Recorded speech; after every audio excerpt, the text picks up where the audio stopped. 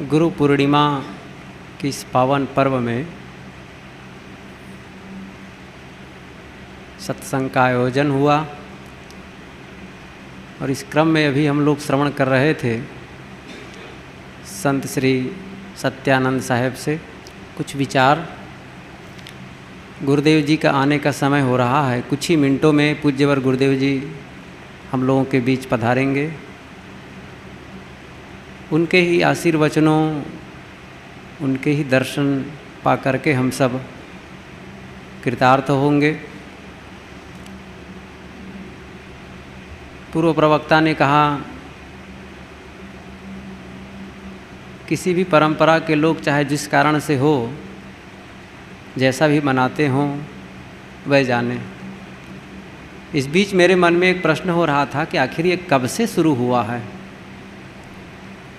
मैं इस संबंध में न तो खोज किया हूँ और न मुझे जानकारी है, लेकिन संतों से सुना, गुरुदेव जी के सानिध्य में जो कुछ रहा उनसे सुना, उनके साहित्य सागर में जो कुछ मैंने गोता लगा के पाया है, हो सकता है सुनने में कुछ बातें रह गई हों। इसके इतिहास का पता नहीं चलता है। व्रत की बात है, त्यौहार की बात है, मुख्य रूप से जो बहुत पुराने त्यौहार मैंने सुना है गुरुदेव जी से कि 4 मुख्य त्यौहार बहुत पूरा काल से चला आ रहा है। रक्षाबंधन, दशहरा, लक्ष्मी पूजन और होली, ये बहुत पुराने त्यौहार हैं। और उसको जोड़ा जाता है कि रक्षाबंधन ब्राह्मण क्षत्रियों को बांधता था। दशहरा त्यौहार वो मना करके अपना तीर तलवार ठीक करते थे बरसात की समाप्ति में, तो उनका त्यौहार। लक्ष्मी पूजन बनियों का। होली हुड़दंग का अपना शूद्रों का जोड़ दिया गया। वैसे सब मनाते हैं लेकिन थोड़ा से लोगों की मान्यता है। लेकिन गुरु पूर्णिमा को त्यौहार के रूप में इस ढंग से मनाने की विधा है, वेद क्या कहते हैं गुरुदेव जी पढ़ा तो है नहीं, उपनिषदों में भी पता नहीं चलता, शास्त्रों में तो है ही नहीं, महाकाव्यों में भी कहीं पता नहीं चलता है। हो भाई, मैं नहीं जानता हूँ। कुछ ऐसा लगता है गुरु शिष्य की परंपरा तो बहुत पुरानी है और ज़्यादातर ये जो भ्रमण और भ्रमण के बाद जो चौमासा रह करके विधिवत एक जगह शिक्षा दीक्षा की वो जो बात चलती थी, जिससे समर्थ सद्गुरु के शरण में रहने वाले जिज्ञासु मुमुक्ष और भक्त सज्जन स्थायी रूप से एक लंबे पीरियड के लिए एकत्र होकर के जो शिक्षा लाभ प्राप्त करते थे, ये परंपरा महात्मा बुद्ध, महात्मा महावीर से और चली है। वैसे गुरुकुल तो बहुत पहले से है, उसमें भी वही बात रही होगी। तो बरसात के अलावा भ्रमण में रहते थे संतजन, तो भ्रमण के समाप्त होना और बिल्कुल अब ये आषाढ़ में बारिश की शुरुआत और इससे और घनघोर बारिश श्रावण में होने की बात। और उस समय वो सुविधा नहीं थी, आज के समय जैसी सुविधा है, जगह जगह पक्का है, वाटरप्रूफ पंडाल बन जाते हैं। पहले कहाँ पंडाल वाटरप्रूफ बनते रहे होंगे। कहीं बाग में, कहीं छाया में बैठ करके शिक्षा उपदेश सभा संतजन भक्तजन करते रहे होंगे। तो आए, एक जगह रहे और इसके बाद एक मन में हुआ लोगों का कि बहुत दिन के बाद, भ्रमण के बाद गुरुदेव पधारे हैं, आए सब मिल करके एक उत्सव करें, गुरु की पूजा करें। क्योंकि स्वाभाविक मन में एक उत्साह होता है कि बहुत दिनों के बाद गुरुदेव जी हमारे बीच आए हैं, पूजा करें। और इसके बाद एक ध्यान चिंतन सत्संग का एक लंबा पीरियड, जैसे चौमासक कहा जाता है, कि चलेगा और वो शरद पूर्णिमा तक। और उसके बाद फिर भ्रमण की शुरुआत तो इस बीच जो सत्संग का माहौल बनना और शुरुआत में पूजा गुरु की करके आरंभ करना, शायद वहीं से ही गुरु पूर्णिमा की शुरुआत हुई हो। आप ही देख लीजिए, दूर की बात न जाएं, अपने ही इस आश्रम की बात, गुरुदेव जी परसों ही तो आए हैं भ्रमण करके, और सब लोग जानते हैं कि लंबे पीरियड के लिए अब यहाँ रह रहे हैं, और शरद पूर्णिमा को यहाँ कार्यक्रम संपन्न होता है और उसके बाद फिर भ्रमण शुरू हो जाता है। चौमासा का एक रूप है। तो जो आसपास के भक्त लोग और स्थायी रहने वाले जो जिज्ञासु संत हैं, उनके मन में एक उत्साह कि हमारे बीच गुरुदेव जी पधार रहे हैं, तो क्यों ना इस अवसर पर हम एक छोटा सा उत्सव करें, उनकी पूजा करें, उनका वंदन करें, कुछ गाएं, कुछ महिमा गाएं। ये बात चली हो और तब से एक गुरु पूर्णिमा का त्यौहार के रूप में प्रचलित हो और चल पड़ा हो, जो हो। ये महिमा पूर्ण ये त्यौहार, वैसे गुरु पूर्णिमा की अपेक्षा यदि हम इसको सद्गुरु पूर्णिमा कहें तो और बड़ा अच्छा लगेगा, क्योंकि वैसे गुरु कई होते हैं। उस्ताद जिसे कहते हैं, सिलाई मशीन सिलाई सिखाने वाले को भी उस्ताद कह देते हैं, वो भी उनका गुरु है। चोर भी अपने बड़े को कहते हैं कहो गुरु, वो भी पूछते रहते हैं, हर ढंग से गुरु हैं। लेकिन जहाँ सद्गुरु की जो महिमा है, उसकी जो गरिमा है, वो फिर एक अंतिम स्टेज है। उसके बाद फिर गुरु की बात खत्म। गुरु आप अनेक जहाँ जहाँ से आपको ज्ञान मिला उन सबको गुरु आप कह सकते हैं, लेकिन सद्गुरु बिल्कुल अलग चीज़ है। वे सीधे आत्मा के बंधन और मोक्ष से संबंध रखते हैं। वो ऐसा ज्ञान देते हैं, वो ऐसी बात कहते हैं जिससे जीव का छुटकारा हो जाता है। इसलिए सद्गुरु की महिमा जो कहा, सद्गुरु की महिमा अनंत, अनंत किया उपकार, लोचन अनंत उघाड़िया, अनंत दिखावनहार। अनंत महिमा है सद्गुरु की। सद्गुरु की हम विशेषता गाते हैं, सद्गुरु हमें क्या देते हैं, क्यों हम उसकी महिमा गाते, उनकी शरण में आते हैं।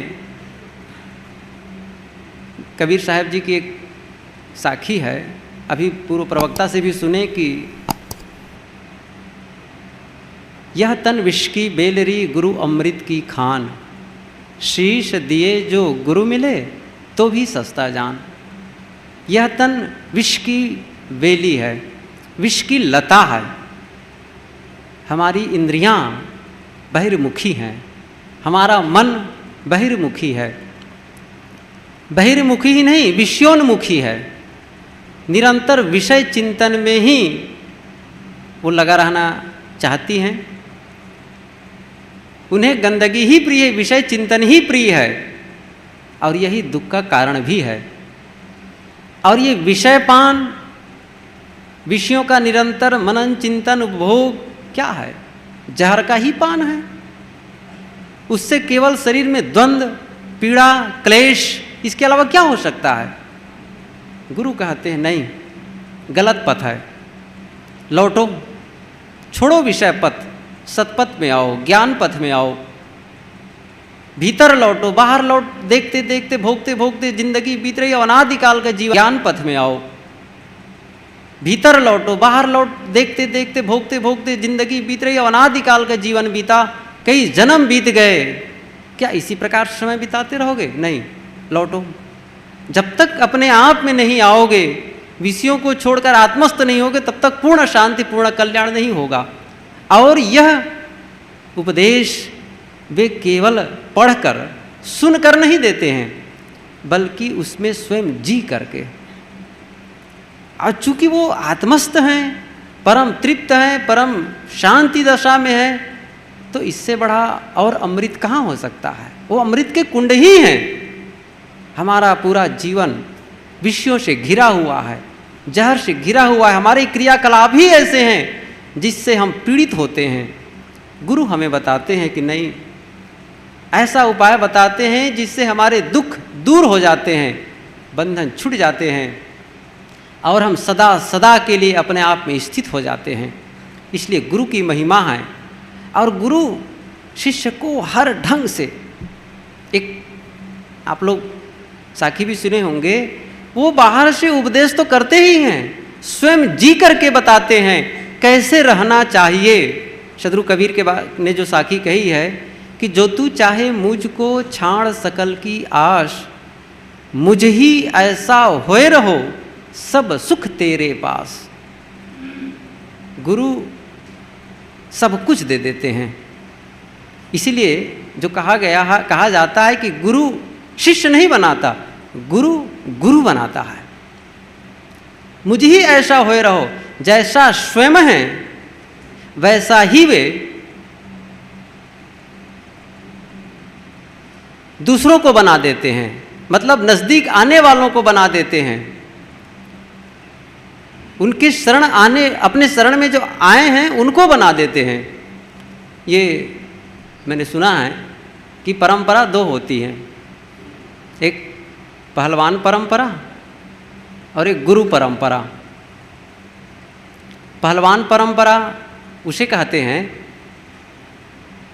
जिसमें निरंतर ह्रास होता है, घटता है, उनके जो ज्ञान होता है उसमें कमी होती जाती है। जैसे एक पहलवान और उसके कई शिष्य, तो पहलवान जो गुरु होगा वह यदि 100 दांव जानता है, कुश्ती के 100 दांव यदि वे जानते हैं, तो अपने शिष्य को 99 बताएगा, पूरा 100 नहीं बता देगा। क्यों? इसलिए कि कहीं कभी से चेला से ही कहीं भीड़ ना पड़ गया तो एक दांव तो अपने लिए सुरक्षित रखना ही है, वो पूरा दांव बता दिए फिर गड़बड़ हो जाएगा। इसलिए एक दांव बचा करके ही रखते हैं। फिर जो 99 दांव सीखा है वो अगली परंपरा को, आने वाले शिष्य को 98 बताएगा, फिर 97, वो करते करते घटता है। ये पहलवान परंपरा है। और गुरु परंपरा बिल्कुल अलग है, ठीक उल्टा। गुरु जितना जानते हैं वो सब कुछ शिष्य को दे देते हैं, बल्कि जितना जानते हैं उसके अलावा भी वो जानकारी हासिल करके, जहाँ से उनको गुरु से मिला उससे भी अधिक, चाहे शास्त्रों के माध्यम से हो चाहे सुन करके हो, वो ज्ञान का संग्रह करता है और अपने शिष्य के सामने बिल्कुल उलेड़ देता है। उनको एक प्रसन्नता होती है कि मेरा शिष्य इस ऊंचाई में पहुंचा। उनको ये सुन करके शिष्य की, जो सही गुरु होते हैं, शिष्य की प्रगति को देख करके बहुत ही प्रसन्न होते हैं। ज़्यादा नहीं, मैं गुरुदेव जी के सानिध्य में रहा हूँ। गुरुदेव जी कहा करते हैं, यदि कोई मेरा शिष्य, मेरा साथी मेरे से बढ़िया बोलने लगे और मेरे से अच्छा लिखने लगे तो मेरी विजय है, ये मेरी प्रसन्नता है। ये क्या है? एक प्रसन्नता। कोई शिक्षक, विद्यालय का कोई शिक्षक जब अपने ही पढ़ाए बच्चे को जब कहीं कलेक्टर होकर देखेगा तो कितना अच्छा लगेगा। मेरा पढ़ाया हुआ ये विद्यार्थी एक जितना वो बता सके, जितना बढ़िया वो अधिक से अधिक शिष्य को संवारता है। तो ये गुरु परंपरा और पहलवान परंपरा, तो पहलवान परंपरा से गुरु परंपरा श्रेष्ठ होता है। 2 दीक्षा भी होती है, एक दीप दीक्षा और एक है पारस मणि दीक्षा। 2 दीप दीक्षा उसे कहते हैं एक दीप जो जल रहा हो वो दूसरे दीप को जला देता है। बुझा हुआ दीप दूसरे दीप को नहीं जला सकता है। जलता हुआ दीप एक को जलाएगा, फिर वो उसको जलाएगा, ये ढंग है। वैसे एक के बाद 2, 2 से 4, ऐसे करते करते आप बहुत दूर ले जा सकते हैं, उसका बहुत विस्तार होता है। तो दीप क्रम बढ़ता है। और पारसमणि दीक्षा क्या है? पारसमणि दीक्षा है, पारस यदि लोहे से छू जाए तब होता क्या है? सोना बन जाता है। ये कहावत है। पारस से लोहा छू जाए तो वह सोना बन जाता है, कंचन हो जाता है। लेकिन पारस नहीं होता। मैं कहा ना, एक दीप दूसरे दीप को जला करके अपने ही समान ज्योतित कर देता है, उसी प्रकार प्रज्वलित और प्रकाशमान कर देता है। लेकिन पारस अपने समान नहीं बनाता है, वो मात्र लोहे को कंचन तक ही सीमित रखता है। वो फिर उस लोहे से जो बने कंचन को दूसरे लोहे से छुआएंगे, ये नहीं कि वो उसको फिर वो कंचन बना दे, नहीं, वो बस वहीं। लेकिन पारस मणि तब उसको सही माना जाए जब अपने समान बना ले और जितने भी लोहे मिले सबको बनाता जाए।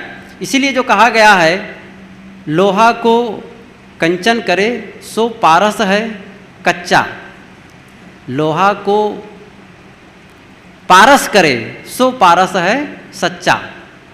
लोहा को पारस कर दे, अपने समान बना ले। इसलिए जो पूर्व प्रवक्ता ने कहा कि गुरु कर ले आप समान, गुरु अपने समान कर लेते हैं। गुरु नहीं चाहते कि मेरे से कुछ लो रहे, शिष्य समझते कि मुझ ही ऐसा होए रहो, सब सुख तेरे पास, और इसके लिए सब कुछ उपाय वो करते हैं।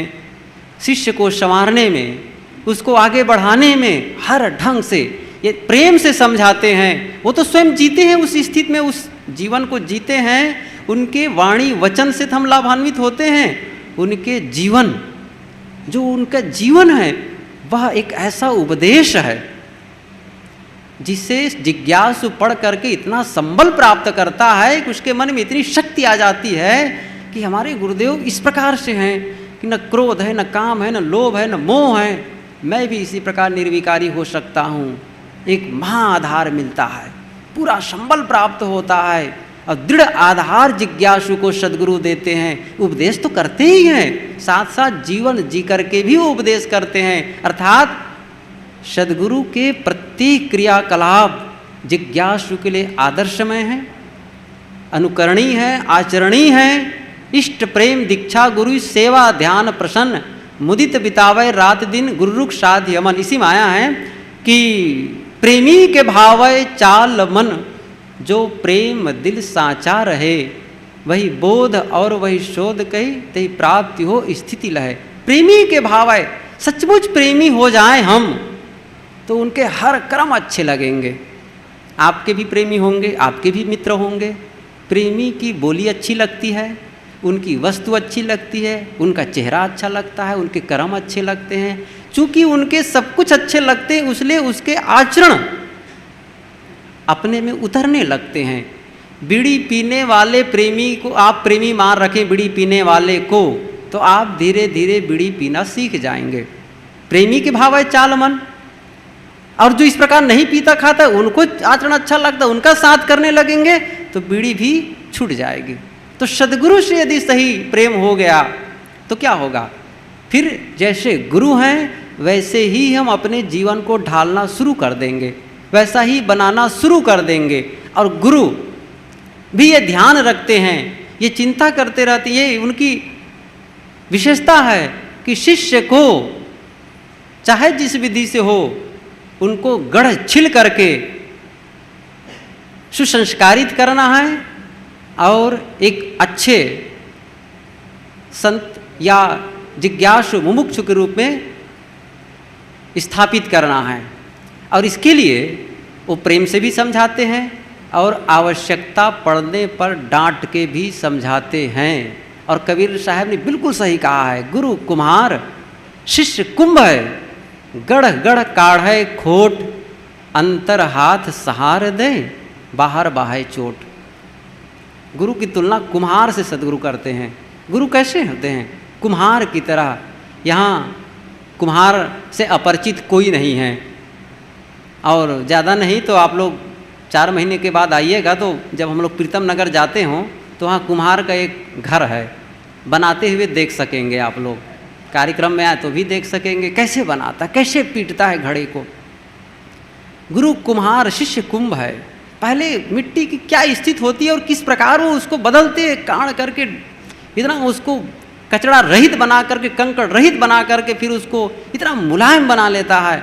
फिर उसको एक पिंड बांध करके फिर उसको चाक में चढ़ाता है, फिर उससे एक घड़ा तैयार करता है। उतने मात्र से तैयार नहीं, फिर उसको कुछ स्थित स्तर पर ला करके ठोंकता है थापी से। और ठोंकता ही नहीं है, यदि केवल ठोंक दे तो अभी घड़ा कमज़ोर है, टूट जाएगा। तो बड़ा काम होशियारी से लेता है। अंतर हाथ सहार दे, सदगुरु कबीर कितनी बारीकी से उसे देखा होगा और कैसे वो तुलना किए होंगे और कितने जिज्ञासु को इस प्रकार गढ़े होंगे, तो महिमा उन्हीं की वो जाने। तो अंतर हाथ सहार दे बाहर बाहे चोट, अंतर से सहारा एक देते हैं और बाहर से डांट, लेकिन उनकी डांट में अमृत है। डांट को सुनकर कोई बिदक गया तब गुरु के अमृत से दूर हो गया। सचमुच गुरु कई बार जब डांटते हैं, जिनको अवसर लगा हो, तो बाद में अनुभव हुआ हो कि सचमुच मैंने गलती की थी। और ये शायद जिज्ञासुओं को पड़ा हो, मुझे तो कई बार हुआ है कि सचमुच जिस समय डांटते तब तो लगता है कि पूरा जैसे यमराज आ गए, बड़ा लगता है सब पता नहीं क्या हुआ, इतना गुरुदेव जी हमारे लिए खपा हो गए हैं। जब आत्मचिंतन करने पर लगता है कि नहीं बिल्कुल सही है, और तत्क्षण थोड़ी देर के बाद गुरुदेव जी बड़े प्यार से बुला करके फिर अपनी और बातें कहते हैं। इसका मतलब इतना प्यार, अब इतना उसके मन में उनकी भावना होती है कि चाहे जिस विधि से इसको संवारें, जैसे भी इनको बनाना है, वो एक जिम्मेदारी, एक आधार लिए रहते हैं और पूरे जिम्मेदारी का अच्छी तरह से निर्वहन करते हैं। शिष्य कई प्रकार के होते हैं। विधिवत दीक्षा कई लोग लिए रहते हैं और कई लोग विधिवत दीक्षा नहीं लिए रहते हैं। कोई बात नहीं, गुरु की जो आवश्यकता है वो क्या है? गुरु की आवश्यकता है हम अपने मन की बातों को कह सकें। हम सब जगह अपने मन की बात नहीं कह सकते। हम अपने जीवन में एक ऐसे पुरुष का चुनाव करें जिनके सामने अपने मन की गठरी को खोल दें, बेधड़क खोल दें, चाहे वह आध्यात्मिक गुत्थी हो, चाहे वह व्यवहारिक गुत्थी हो, कोई भी उलझन हो, और ऐसे पुरुष के पास जाकर खोल दें जहाँ पर ये लगे कि यहाँ हम बताएंगे तो हमारी जो समस्या है, चाहे हमारी व्यवहारिक समस्या हो, चाहे वो पति पत्नी की ही समस्या क्यों ना हो, चाहे पिता पुत्र की ही समस्या क्यों ना हो, चाहे वो सामाजिक समस्या ही क्यों ना हो, पारिवारिक समस्या ही क्यों ना हो, चाहे आर्थिक समस्या क्यों ना हो, यदि हम अपने गुरु से कह देंगे, ऐसे पुरुष से कह देंगे जो हमको हित की बात कहेगा और हमारी बातों को दूसरों तक नहीं पहुंचाएगा। ये कौन कर सकता है? जो अपने मन पर विजयी है। किसी से कह देंगे अपने मन की बात, अपनी कमजोरियों को, तो आप तक नहीं रखेंगे, वो तीसरे चौथे तक कहते रह जाएंगे। लेकिन गुरु ऐसा नहीं करते हैं। बड़ा अंतर है यही चीज़ में। यदि हम अपने मन की कमजोरी को जाकर कहें गुरुदेव मेरे मन में ऐसी ऐसी बातें उड़ जाती है, ऐसे ऐसे कमजोरियाँ आती हैं, मैं क्या करूँ, इसका मतलब ये थोड़े हैं कि जब मैं चला जाऊँगा तो मेरी समस्याओं को गुरुदेव जी दूसरे जिज्ञासु के पास कहते फिरेंगे। नहीं, वो मुझे ही बुला करके बारंबार समझाएंगे कि देखो इसको इस प्रकार करना, इस प्रकार करना चाहिए, और बिल्कुल ऐसा कुछ बताएंगे जिससे हमारी समस्या का समाधान। जो गृहस्थ रूप से जो शिष्य होते हैं, जो विरक्त एकदम अलग से हो जाते हैं घर द्वार छोड़ करके, और एक गृहस्थ, तो गृहस्थ को भी गुरु इसलिए चुनना है कि वे अपनी समस्याओं को समाधान के लिए ऐसे पुरुष के पास जाएं जो मन को जीत लिया है, विजयी है। वे जा करके, मैं एक बात और बता दूं कि गुरु केवल आत्मा और परमात्मा की ही बात नहीं बताते हैं, व्यवहार के धरातल पर वो जिए रहते हैं और व्यवहारिक समस्याओं का भी वो समाधान समय समय से करते। एक उदाहरण याद आ गया, मैं कह दूं गुरुदेव जी के संबंध में। कैसे? कोई ज़रूरी नहीं कि ऐसी समस्या सबके पास हो और उसका उसी ढंग से समाधान हो, वो तो गुरुदेव ही जानेंगे कब किसकी कितना वो तेज बुखार है, किसको कौन सी गोली दी जाए, क्या स्थिति है, ये तो चिकित्सक ही जान सकते हैं। एक शहर की बात, लड़के और लड़की, एक बुजुर्ग का मतलब पिता, उसके लड़का डॉक्टर, लड़की भी डॉक्टर, मतलब उसके बहू भी डॉक्टर, पिता भी कोई अफसर रहा होगा। मैं घटना बता रहा हूँ, कोई कल्पना नहीं। और रिटायर्ड हो गया, पिताजी हो गए, तो व्यवहार सबका निपट नहीं पाता, सबका स्वभाव अलग अलग होता है। तो बहू और लड़के दोनों कुछ ऐसा व्यवहार करने लगे कि पिता को लगा कि यह बड़ा कठिन है रहना। कई बार लगा कि बस अब मुश्किल है, एकदम कसमकस का जीवन चलने लगा। एक बार गुरुदेव जी से उन्होंने कहा, गुरुदेव जी कि कैसे किया जाए। गुरु ने कहा कि सहो सहो। अब कई महीने बीते, वर्ष बीते, तब फिर कहा कि अब कठिन लगता है, क्योंकि वो मेरी बातों को सुनना ही नहीं चाहते, बिल्कुल एक विचित्र स्थिति आ रही है। गुरुदेव जी ने कहा कि ऐसा है, एक काम करो, कभी अकेले में जब लड़का न रहे, बहू रहे केवल, तब उनसे कहो कि हम लोग अपनी अलग व्यवस्था कर रहे हैं, बस इतना ही, जाने की ज़रूरत नहीं है, अलग व्यवस्था कर रहे हैं और आप लोग प्रेम से रहें। हम लोग के रहने से आप लोगों को दिक्कत होती है, तकलीफ़ होती है, हम दोनों अपनी अलग व्यवस्था कर रहे हैं, बस इतना ही कहना है।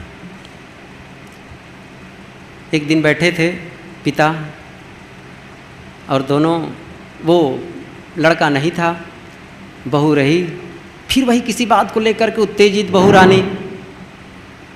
पिता ने कहा कि बेटी, हम लोगों के रहने से थोड़ी तकलीफ़ आप लोगों को होती है, मैं अलग व्यवस्था कर रहा हूँ, बस कुछ ही दिनों में व्यवस्था हो जाएगी, हम दोनों यहाँ से चल देंगे, बस इतना ही सुनना था, चुप। जब उनके पति महोदय आए, डॉक्टर साहब आए, तो कहा कि सुनते हो, पिताजी कह रहे थे आज कि अलग व्यवस्था कर रहे हैं। दोनों को जैसे सांप छू गया। उसी दिन से ऐसा व्यवहार उनका सुधर गया। अब नहीं जानता क्या हुआ, क्यों ऐसा हुआ, लेकिन उसके मन में ऐसा कुछ हुआ उथल मुथल मचा कि दोनों इतना सुधर गए, आज भी अपने वो पिता को प्रेम से रखते हैं और सब आनंद से जीवन जी रहे हैं, अभी भी है। वो आकर कहा, गुरुदेव आप चमत्कार नहीं मानते, ये चमत्कार नहीं तो क्या है, एक व्यवहार। मैं कहा कि ये आप न समझे कि केवल आत्मा और परमात्मा की ऊंचाई तक ही बचाएं, व्यवहारिक कोई समाधान न कर सके, व्यवहारिक समाधान भी करते हैं। यहीं इलाहाबाद की बात है, एक वो आते हैं सरदार जी, उनका लड़का आया, कहा कि ये कोई दुकान करना चाहते हैं साहब, क्या करें। अब साहब कोई व्यापारी तो है नहीं है, अब उनसे भी पूछ बैठे, कहा दिया अरे कर लो कोई इलेक्ट्रिक की दुकान, इलेक्ट्रॉनिक। सचमुच शुरू कर दिया, अब ऐसा चलने लगा। और उसके बाद फिर आकर कहा कि अभी तो चल नहीं रहा है, कहा अरे थोड़ा धीरे रहो। फिर आकर कहे कि इनका मित्र है हमारे, वो कहता है कि 2 नंबर का माल रखो, 2 रुपये का रहेगा, 10 रुपये के लगेंगे और 10 रुपये में बेच सकते हो, तब धनी हो गए। ऐसा कोई ईमानदारी करोगे चलेगा नहीं। आकर पिता ने कहा देखो, ये देखिए साहब, ये लड़के की ऐसी बात है। गुरुजी ने कहा कि देखो, दाल में नमक डालते हैं, बस वैसे ही ग्रहण करो, बहुत चाहोगे तो गड़बड़ हो जाएगा। और वो ईमानदारी पूर्वक व्यापार करता रहा। और कुछ दिन के बाद पता चला कि जो उन्होंने कहा था कि अधिक फायदे वाली बात, उनकी दुकान बंद हो गई और इनकी दुकान अच्छी चलने लगी। मैं ये कह रहा हूँ, केवल अध्यात्म की ही शिक्षा नहीं, केवल ज्ञान की ही बात नहीं, व्यवहार की बातों को भी बता करके हमारा समाधान करते हैं।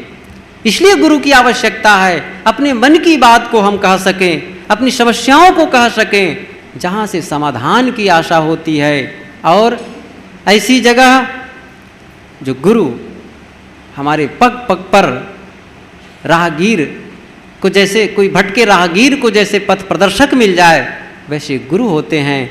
हमारे हर मोड़ पर, जीवन के हर मोड़ पर हमारे मार्गदर्शन करते हैं। गुरु असली वे हैं। गुरु 2 प्रकार के हम कह सकते हैं, एक बाहर का गुरु होता है, एक भीतर का गुरु होता है। भीतर का गुरु, बोलिए सद्गुरुदेव की जय।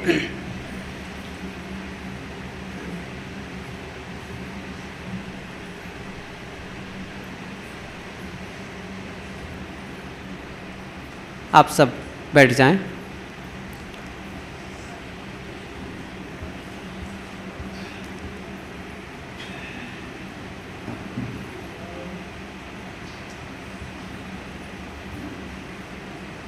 मैं कह रहा था कि गुरु की आवश्यकता हमारे जीवन में है। गुरु, कुछ लोग, ये भी मैं कहा बीच में कि कुछ लोग विधिवत दीक्षित होते हैं और कुछ लोग विधिवत दीक्षित तो नहीं होते, लेकिन मन से गुरु रूप में स्वीकारे रहते हैं और उनके विचारों और उनके निर्देशों के अनुसार अपना जीवन बनाते रहते हैं। कोई बात नहीं, ये ज़रूरी नहीं है कि हम विधिवत दीक्षा लें तभी जुड़ें। गुरु का ज्ञान ही सब कुछ है। यदि उनके ज्ञान के आधार पर जीवन बना रहे हैं, उनके आदेश और निर्देश का हम पालन कर रहे हैं, एक चुन लिए मन में, मन से ही मान लिए कि हमारे गुरु हैं, और उसके बाद उनके बताए पथ पर, उनके बताए ज्ञान पर हमने चलने का संकल्प लिया और चलना शुरू कर दिए।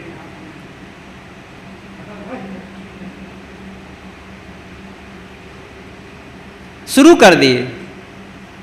वो क्या है? गुरु ही है। तो ऐसे लोग भी होते हैं। मैंने कहा कि एक विधिवत दीक्षा कुछ लोग लिए रहते हैं, वे भी उतना ही गुरु को मानते हैं, और जितना जो विधिवत दीक्षा नहीं लिए रहते हैं उनकी भी श्रद्धा कम नहीं होती है। वे भी अपने माने हुए गुरु से ज्ञान ग्रहण करते हैं, उनके निर्देश का पालन करते हैं, उनके बताए ज्ञान को जीवन में उतारने का प्रयास करते हैं। तो कोई बात नहीं, लेकिन वो गुरु ही हैं, वो शिष्य ही हैं अपने ढंग से। मानस पुत्र जो कहा जाता है, इसी ढंग से जो विधिवत हैं, ठीक है भाई, वो भी एक मानस पुत्र हैं, लेकिन जो अपने आप को दूर से नहीं उस ढंग से विधिवत लेकर के, कोई बात नहीं है। लेकिन मन में एक गांठ, जहाँ मैं कहा ना, अपने जा करके अपने मन की बातों को खोलें और अपनी समस्याओं का समाधान निराकरण पा सके। इसलिए गुरु की आवश्यकता है। जब हम अपने कर्म को, जब हम अपने ज्ञान को पूर्ण मान लेते हैं, तब कहते हैं हमें गुरु की आवश्यकता है, हमें नहीं चाहिए। अरे भाई, बहुत बाकी है, अभी बहुत बाकी है। बढ़िया मकान बन गया, बड़े पद में पहुंच गए, बहुत विद्या प्राप्त कर लिए, बहुत कुछ पा लिए, क्या जीवन पूरा हो गया? बहुत काम बाकी है। अभी दुख कहाँ मिटा है, पूर्ण शांति कहाँ मिली है? इसके लिए सद्गुरु की आवश्यकता है, गुरु की आवश्यकता है। ऐसे गुरु की शरण में जाएं, जहाँ जा करके हमें लगे जिनकी याद ही हमें तृप्ति को देने वाला हो। उनके वाणी वचन सुन करके, उनके दर्शन पाकर तो हम कृतकृत्य होते ही हैं।